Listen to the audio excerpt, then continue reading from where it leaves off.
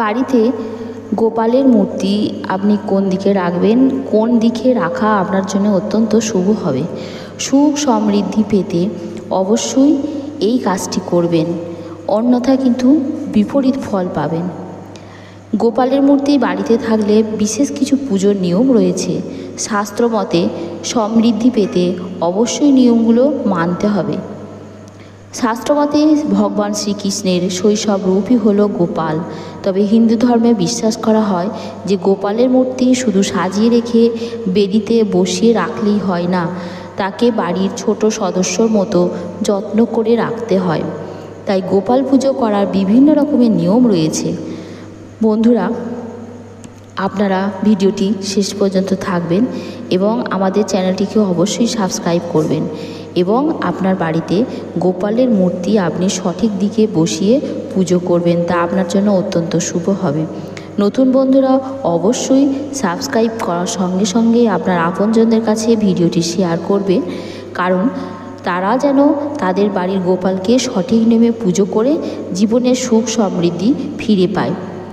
গোপাল পুজোর নিয়মটি হলো, বন্ধুরা, আপনার বাড়ির ঠাকুরঘরটি যেন উত্তর পূর্ব দিকে হয়, এদিকে খেয়াল রাখবেন। বাড়িতে গোপালের মূর্তি কোন দিকে রাখা শুভ? বাড়ির উত্তর পূর্ব দিকে গোপালের মূর্তি রাখা খুব শুভ।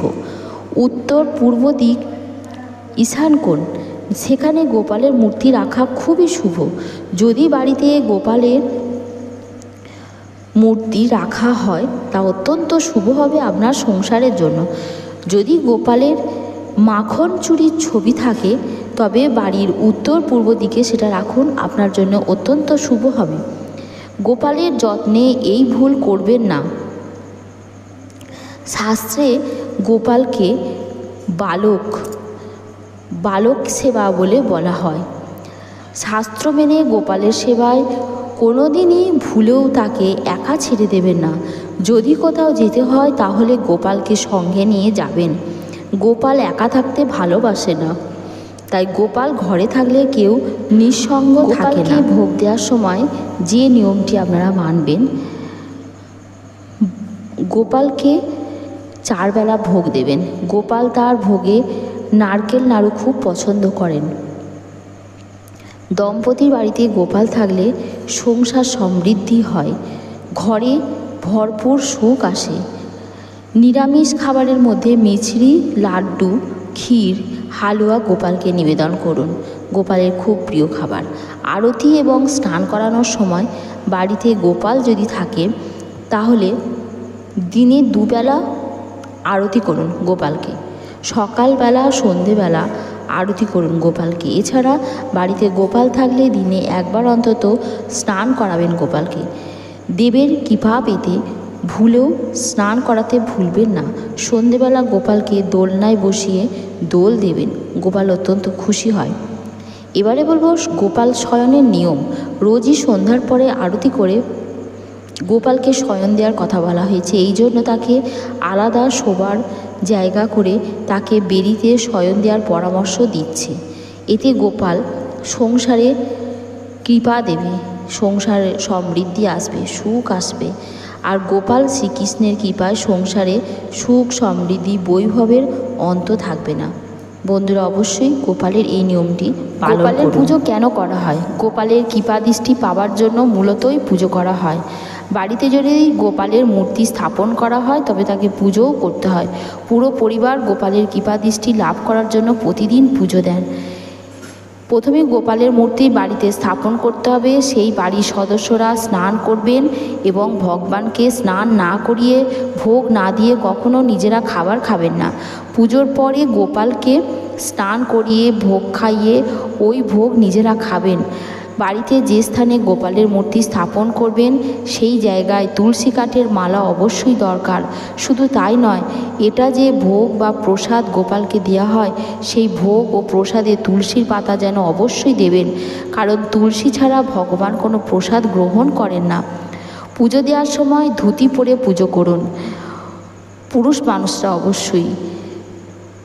মানুষরা যদি পুজো করতে বসেন ধুতি পরে পুজো করবেন। গোপালের পুজোতে তাজা ফুল ব্যবহার করবেন, সে ফুল যেন বাসি না হয়। পুজো করার সময় প্রদীপে তেল ব্যবহার করবেন। তেল ব্যবহার না করলে ঘি দিয়ে যদি প্রদীপ জ্বালান তো আরও ভালো। সকাল সন্ধ্যা দুবেলায় প্রদীপ জ্বালান।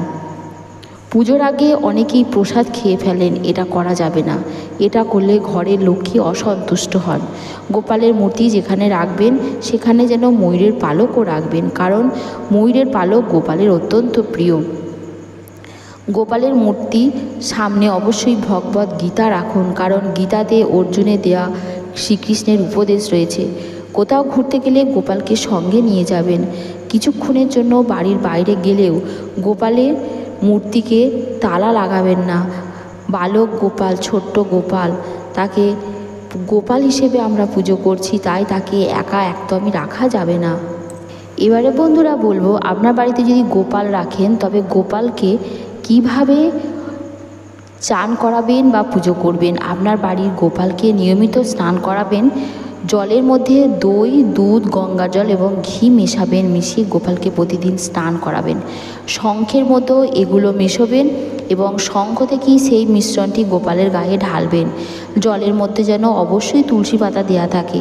স্নানের পর ছোট বাচ্চার মতো গোপালকে সাজগোজ করাবেন। প্রতিদিন গোপালের পোশাক বদলে দেবেন। কপালে চন্দনের তিলক কেটে দেবেন। ঋতু অনুযায়ী গোপালের পোশাক পরানো অবশ্যই জরুরি। দিনে 4 বার গোপালকে ভোগ দেবেন। মাখন, মিছরি, লাড্ডু, ক্ষীর, লাল হালুয়া যেন অবশ্যই থাকে। গোপালের প্রিয় খাবার হচ্ছে মাখন, তাই মাখন অবশ্যই গোপালকে প্রত্যেক দিন দেবেন। ছোট বাচ্চার যেমন বারবার খিদে পায়, ঠিক তেমনি গোপালেরও বারবার খিদে পায়, তাই তাকে ভোগ দেবেন অন্তত 4 বার। নাড়ু গোপালের হচ্ছে আমাদের পরিবারের সবথেকে ছোট্ট সদস্য, তাই সেই ছোট্ট সদস্যকে বা ছোট্ট বাচ্চাকে বাড়িতে কখনো একা রেখে যাবেন না।